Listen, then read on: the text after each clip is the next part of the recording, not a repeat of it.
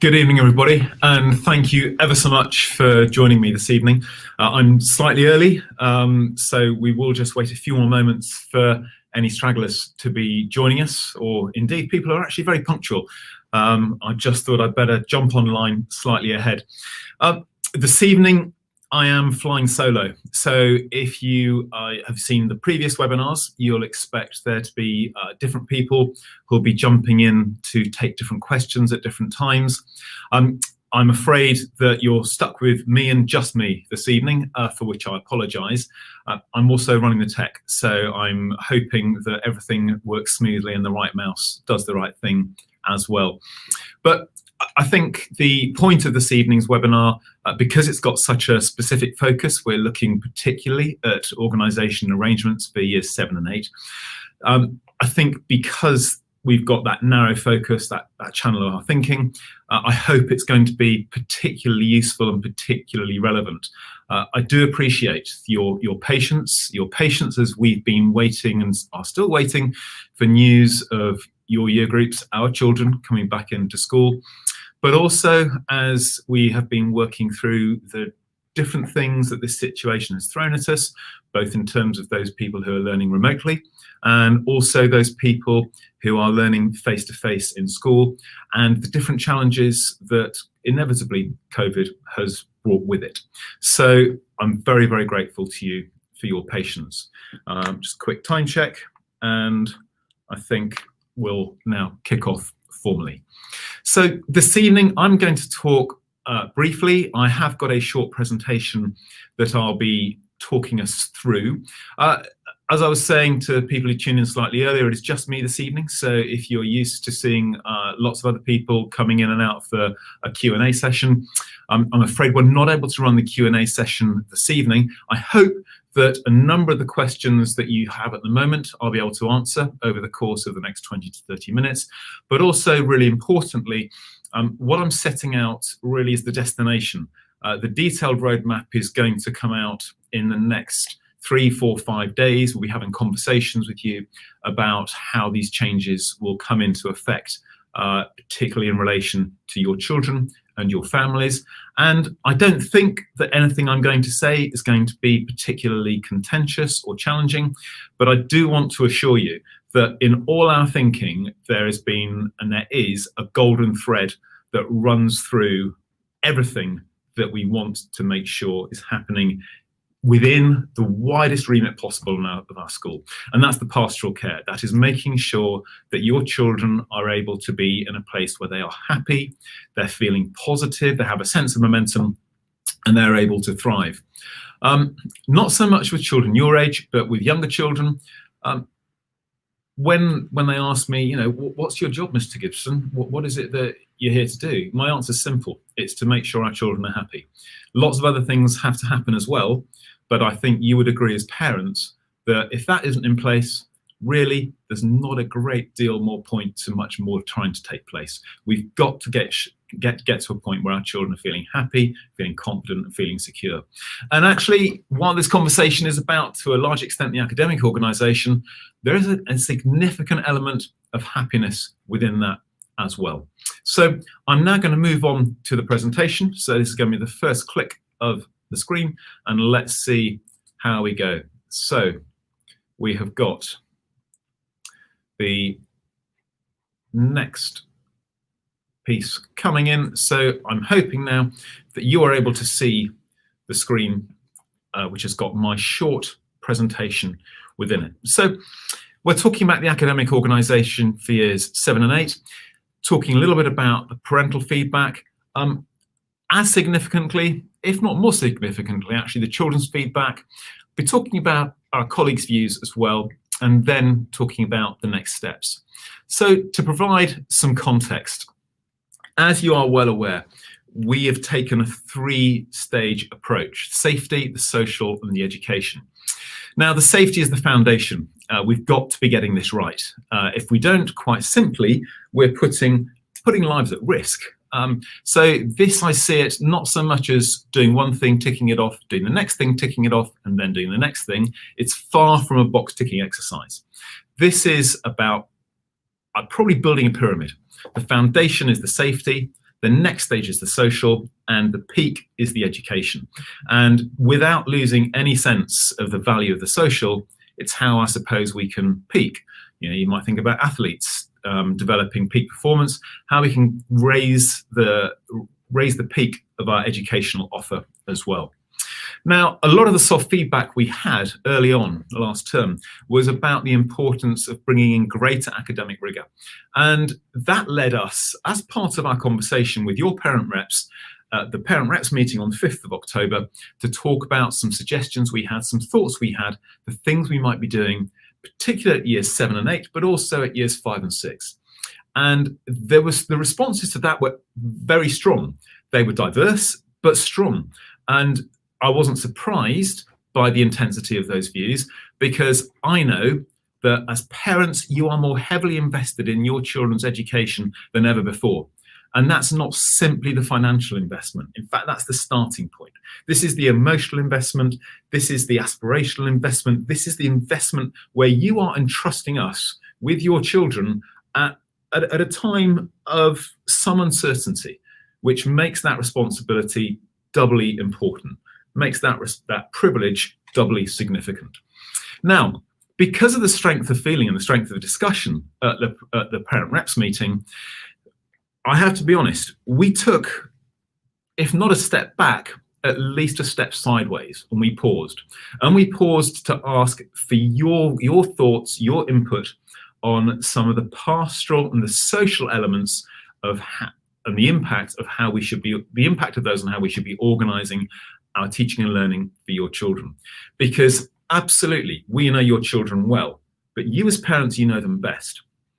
Likewise, as parents, you know our school well, but as teachers, we believe that we are in a good position, a strong position, to make the best decisions about the educational benefits and the ways forward for all of our children, keeping that golden thread of the care and well-being of children at the centre. So that comes to the final bullet here. It's the imperative for us to safeguard our children's happiness as well as nurturing their intellectual growth, which has to be, both of those have to happen side by side. One cannot happen without the other. So the questions were framed because we needed to find a way to gauge not just a binary sense of yes and no, but some depth and strength of parental opinion. We wanted to get as much clarity in this thinking as possible, because we know these are emotive subjects. And also, I think it's really important to understand that these are factors in whole school decisions, because while this is a survey for year 7 and year 8, the decisions that are made do have an impact across the school. With some year groups coming back, with plans for years 7 and 8, 9 being formulated, so as soon as we're in a position for them to come back, we're able to act quickly. We're thinking all the time about how best we can use the resource that we have, because the resource we have is finite. We have a finite resource of the number of hours in the day. We have the finite resource of the number of staff who are able to deliver lessons in whatever subject it may happen to be. So we need to think about how best we can do that for the benefits of all of our children. So the data, this surprised me. There were 25 unique responses, 13 for year 7, 12 for year 8. I think while the data was surprising in terms of a lack of it, what I was less surprised by actually was the indication of what your thoughts were as a parental body. Now, I'm fortunate, I've had a number of pieces of direct feedback and email conversations, phone conversations with families in year 7 and 8, often because they have younger siblings in the school, but also there's people who've reached out and got in touch with me because they're keen to have their thoughts heard and shared as well. And also, of course, all those conversations that you have with the children's tutors, the feedback, the soft feedback and the hard feedback that's come through there as well. So while the data you may say is shallow, and I'd agree, I don't think that it necessarily prompts any surprises in terms of the direction it's showing us. So questions here on how should we organise our classes. And these were questions where we were asking people to either agree strongly or disagree, and to gauge some idea on that scale, that spectrum of the scale of agreement or disagreement. Now, in looking at this, and I will point out that the scale starts from 3.8, so it doesn't go from 0 to 5, although the scale went from 1 to 6. There's a narrowish band of responses, but you will see straight away there is one that is right out in the lead. And the one that is out in the lead, and that's where I'm going to begin, right at the bottom, essentially says children should stay in their tutor groups because the pastoral care, so when I talk about pastoral care, I'm talking about the oversight of that child's tutor being the one-stop shop for you as parents to be able to find out how things are going with that child, that tutor having oversight of the child's academic progress as well, but most importantly, just knowing how that child is doing day to day, registration session to registration session. In essence, that tutor being the person in school who knows your child best. And that's what you want. That's what we want as parents. We want to know that our children are known. So it's, when I talk about the pastoral care, that's what I'm talking about. But children should remain in their tutor groups and be set for some subjects while they're learning remotely. Now, that is quite a clear and strong leader out at the front there. There's nothing radical, I think, about that. And if children were in school in normal times, that's exactly what we'd be doing. So for those children in year 8 who are here in year 7, that's what they'd expect to be happening. For those children who are here in year 6, looking ahead to year 7, well, that's what they would expect to be happening. So I don't think there's anything radical about that. The least popular option, children should be regrouped into forms or tutor groups based on narrowing the ability band within each group as much as possible. So this moves into a form of streaming, where the children's social groups, their tutor groups are mixed to the point where, so they're reshuffled. So we have, in essence, higher skill groups and mixed ability skill groups, and they will be traveling from subject to subject in those same groups. Quite different to setting. Setting, of course, you might find yourself in a middle math set because maths may just be something that you have to work that bit harder at. But in a creative subject, say in English, you may find yourself in the top set. Now, that clearly provides a greater degree of specialist expertise and specialist development, which is exactly what we want for our children. I won't get onto the children's survey just yet, but the children's views on this are fascinating. Children staying in their tutor groups, so this is the second one down, staying in their tutor groups for all subjects while learning remotely, that's fine, but it keeps the band of ability as wide as it can possibly be. So, and I've been observing lessons in school, I've been observing lessons online as well. There is no doubt, let's take a subject like maths, where the lines of development are so clear. There are some children who, if we're talking about year 8, will be taking their GCE in a couple of years' time, 6, 7, 8 terms time. There'll be other children who will not be at that level of thriving in maths at the moment. But a teacher who is teaching children in that form group, that tutor group, there's a huge breadth there to cover. Now, I'm sure each of us will have our own stories of having sat in lessons where either we felt that things have not been moving quickly enough, or we felt that things have just been moving too quickly. Neither of those is good. And I think if we're trying to keep, and this is where I've taken guidance from our teaching team as well, trying to cover that breadth, there is a danger of trying to deliver something that is tending towards the average. And I have to say, as a teacher, as a parent, and as a head, average isn't a phrase that really sits that well with me. Unique, individual, and making sure that different people are able to thrive to their own intellectual fingerprints. That's what we're far more interested in. And then we're thinking about the third one down, forms and tutor groups, narrow mixed ability bands. So you can see there's almost like a flight of stairs coming down the stairs, but the one that absolutely stands out is moving to the sets, which, as I say, is what we would be doing if we were in school. So the next stage, if we were to regroup, what should be the priorities? Now, the red line in here, this reflects the disagree strongly score of 1, the agree strongly score of 6. So the reason it sits at 3.5 is because it's the midpoint of 1 and 6 rather than midpoint of 0 and 6. Clearly, there is no appetite to be regrouping tutor groups right across the year. Again, interestingly, this is by accident rather than design, we almost have this tiered staircase effect coming down. What strikes me, the second one down, pretty ambivalent, not a strong view either way. But the next 3, academic achievement, keeping the same tutors where possible, and children's friendship choices, they absolutely stand out as the 3 things that as parents, even though it's a small sample survey, those are the 3 things that you are keen to see. And I strongly suspect that as parents watching this now, seeing this now, you're thinking, actually, that's right. And those 3 elements, the academic achievement, the academic, absolutely right.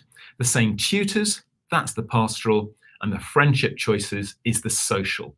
So it's making that slight distinction between social and pastoral, but all of those 3 things absolutely matter. And the final question, again, you'll see it falling down almost as a flight of stairs. Should the tutor groups or classes be completely reorganized? Not much appetite for that. Some, but not much. Should their tutor groups or classes be modified? A little bit more appetite. Should the tutor groups and classes remain as they are? Well, of the respondents in this survey.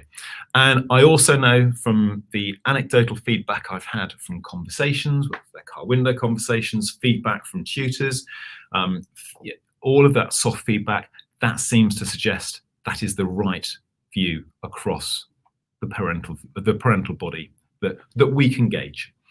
Now, the children's survey, well, straight away you'll see there was no problem here in survey size. 204 responses, 103 for children in year 7, 101 for children in year 8. And what do the children tell us? Well, going back to what I was saying, first of all, children's happiness is a start point and the best question. So Siobhan put this survey together and she began with the most important question. How happy are you at school? Now, those families, if you were in yesterday's webinar for the 5s and 6s, you may notice that this profile is very different. It's worth just mentioning for the 5s and 6s, the enjoying a lot, the score of 5 was shooting out right across the others. Here, there is a different profile, and it's not a profile that surprises me, and I don't think it surprises you as parents. The positives are the majority are enjoying it, some a lot, some quite enjoying it. You've got a fair chance, you've got 60 or so, there's a good slice there where basically it's okay, it's satisfactory. And there are also some where, do you know what, it's not so great, with some actually not enjoying it at all. Interestingly, as you'd expect, we dug into this data a little bit, and at least 2 of those children who said they're not enjoying it at all, when they had the free text field to say, well, what improvements would you like to make? Oh, nothing. So please don't think that we're at all dismissive of those numbers. We are concerned, and the children where those responses have come in, those tutors know, the heads of year know, I'm aware, Miss B is aware as well. So we're going to be keeping a very close eye on those because, as I say, the pastoral care is really important. But there's a level of happiness at school. It's not as high as we'd like it to be, and I appreciate that that's just a snapshot. But on the whole, that's pleasing. Now, this is a really interesting graph. How do you feel if the people in your tutor group changed? Half of them actually said, do you know, I'd be okay with this. Even though as parents, the sense was we wouldn't be okay with this. Half the children said, actually, I think I probably would be if I had some of the friends in my group. But that half contrasts really clearly with that 40% who say, do you know what, actually, Mr. Gibson, this would make me really unhappy. And that's important to note. You've then got 13% who are probably a little bit more gung-ho about it. Yep, you know, it's a new opportunity, new way to meet new people. So there is still an appetite for children to try to get to meet new people, see new people, which I know socially is a challenge. With learning remotely, that is an issue. So the next part, how do you feel if your tutor changed? How do you feel if some of your subject teachers changed? Now, I'll just give you a moment to absorb this. You'll see if your tutor changed, 2/3, no, not happy with that. So again, in fact, pretty much 70%. Again, we're thinking that is something that we need to preserve. How do you feel if some of your subject teachers changed? 68%, or sorry, 58%, 60%. Actually, I think that would be okay. For 40%, that would make me really unhappy. So if we're thinking about setting, that would mean there'd be some change, but it would also mean that we'd be needing to think very carefully about how we'd manage that across those children with different approaches and different views on this. So what happens now? Well, the first thing is to reinforce, and I hope this came across clearly in the survey, but I do think it's an important point to make. What happens now is, and what we're proposing is going to be based on children learning remotely for the foreseeable future. We haven't had any guidance otherwise. We can't sit and wait for things to change. I think we need to work on the basis that we're in the situation we're in now. We need to do our best for our children. So the first step, I think, absolutely is that we maintain the tutor groups. The value of the tutor groups to you as parents, that one-stop shop, that personal contact, that person who you know knows your children best, is absolutely right. And we need to keep that in place.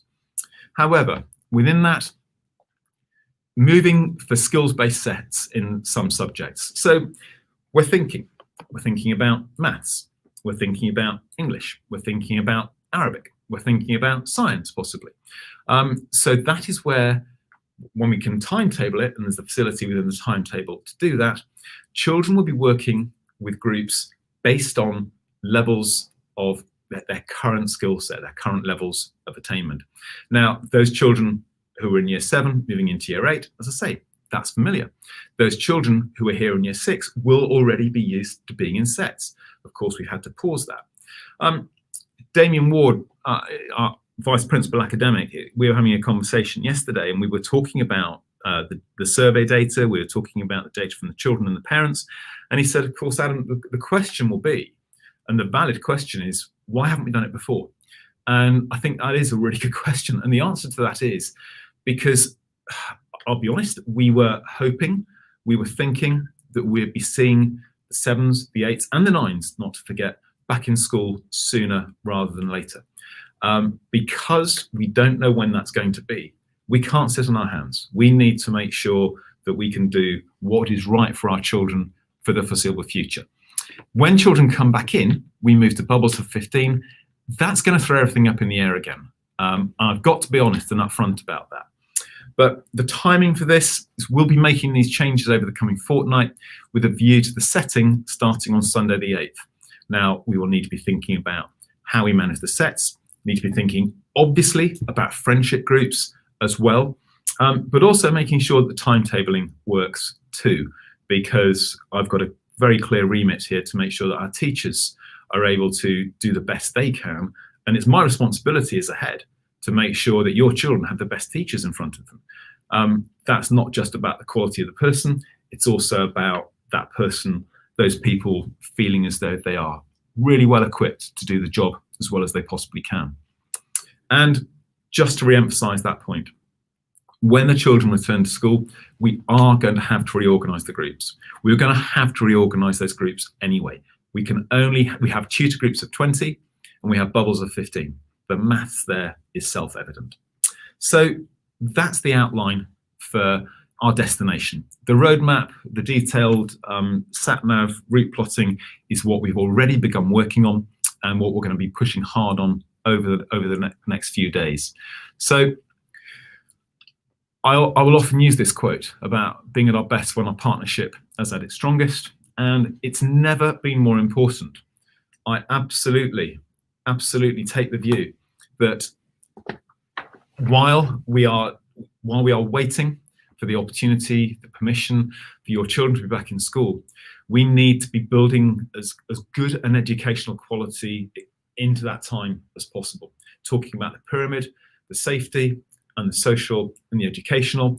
Honestly, I think the opportunity for children to be going into different sets for different subjects, that is also going to help social opportunities develop as well.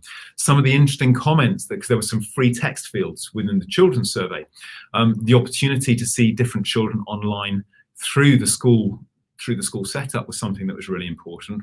And also there were fairly narrow but significant slices in a pie chart where children who were expressing that some lessons they felt were just moving too quickly for them, and there were some other children who felt the lessons were not moving quickly enough. Now, the fact that there will always be that element, but we need to make sure as a school that those slices are narrowed rather than allowing them to become any wider whatsoever. So that's the direction that we're heading in. As I was saying last night to the year 5 and year 6 parents, I'm a cyclist, and I was very fortunate over half term. I cycled up Jebel Hafeet with Will Floyd, head of year 8, and also Ben Shields, head of year 4. And one of the things that is an absolute fundamental principle to competitive cyclists, and I'm not a competitive cyclist anymore. I certainly wasn't cycling up Jebel Hafeet, but it's the marginal gains. And this is a concept which I know you'll be familiar with from all sorts of different fields, from medicine, from commerce to social care, from politics and government, investment. But the marginal gains, it's making those small adjustments whereby you don't lose anything. What you're always looking to do is to layer up and to find the next thing that can make the difference. Honestly, from the point of view of not just me, but my colleagues, we believe that the marginal gains that will come from working and moving our children into sets, thoughtfully established sets, where there continue to be friendships, where there continue to be the opportunities for social mixing, I think there are going to be some good, strong marginal gains there as well. So we are going to continue to do our very best in the circumstances, as we would in any circumstances for your children. We're going to continue to make sure that we have that golden thread of children's well-being, your children's happiness at the centre of what we're doing as well. I do appreciate the fact that it is very, very hard to be waiting without an endpoint in sight. That's a huge challenge. When I've been meeting with the Cranleians, dropping into the tutor times with year 7, year 8, I've been struck by two things. I've been struck by just how positive your children are and your resilience, but I've also been struck actually by the quality of the conversations that I've heard, the quality of the conversations with each other, the quality of the conversations where they've been presenting something for show and tell, the quality of their conversations in the moral education program where they've been talking about some fairly challenging and quite often quite emotive topics. I'm hugely proud of what I'm seeing from your children. Do we want to do more? We absolutely do. Are we going to try to do our best? Yes, we are going to continue to absolutely try to do our best in whatever circumstances we are working in. So while I would love to be able to say, hey, I have some further news, guess what? At this point, we haven't. At this point, all I can do is to say we will continue to do whatever we can that is the best we can for your children. And we can't wait before we make these changes. We're going to be making these changes from this point forward and making sure we can do it to get the best gains, to broaden the social and to get the academic improvements as well. I really appreciate the fact that I've presented quite a lot of information to you over the last 20, 25, 30 minutes. I really appreciate the fact that I know we're only the second day back. We've got parents' evenings coming up as well, and time is precious. So thank you. I'm very, very grateful to you for spending the time to tune into this. There will be questions. I know there will be questions from you. So, and as I was saying, we're not able to do a live Q&A during the course of this evening, but as there's questions come through, I hope I've answered some, but please, as the information comes through and more detail emerges over the coming days, please do feel free to reach out to your children's tutors, to say the one-stop shop, the heads of year, to Debbie Story, assistant head, to Siobhan, deputy, and to myself, of course. In the meantime, thank you ever so much for your support. Please give your children my best wishes, and for those of you who are watching, thank you ever so much. Looking forward to seeing you again back on screen soon, and in school can't come soon enough. But thank you, take care, have a good evening. Bye-bye.